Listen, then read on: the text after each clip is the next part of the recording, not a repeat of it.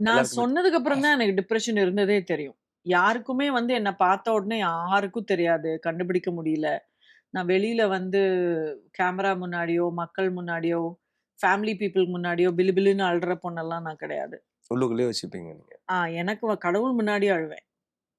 பெட்ரூம்குள்ள அழுவேன். பிகாஸ் ஒரு பழமொழி இருக்கு தெரியுமா? நீங்க சிரிச்சீங்கன்னா உலகமே உங்களோட சிரிக்கும். நீங்க அழுதா தனியா தான் அழணும்.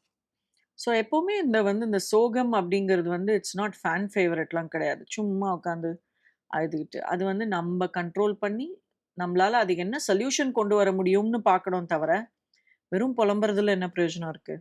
ஸோ அந்த மாதிரி தான் வந்து வளர்த்தாங்க என்ன. ஸோ அந்த டிப்ரஷன்ங்கிறது எப்படி வந்ததுன்னே எனக்கு தெரியல. I am not a person to get easily depressed.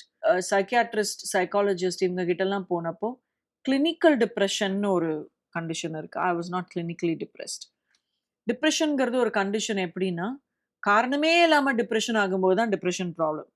ஒருத்தங்க இறந்து போயிட்டாங்க, ஒரு தோல்வி வந்துருச்சு, ஒரு கஷ்டம் வந்துருச்சுன்னா, ஆப்வியஸ்லி ஹியூமன் ரியாக்ஷன் ம், இஸ் டூ ம், ஃபீல் ம், ம், டிப்ரெஸ்ட். ம், ம். And that's okay. ஸோ அந்த மாரி ஒரு எனக்கு தேவையே இல்லாம டிப்ரஷன் வந்தப்ப தான் it got my attention. Why am I feeling this way? What is going on with me? அப்ப spirituality India is a very spiritual country. நெறைய பேருக்கு ஸ்பிரிச்சுவாலிட்டில இன்னும் பிலீஃப் இருக்கு.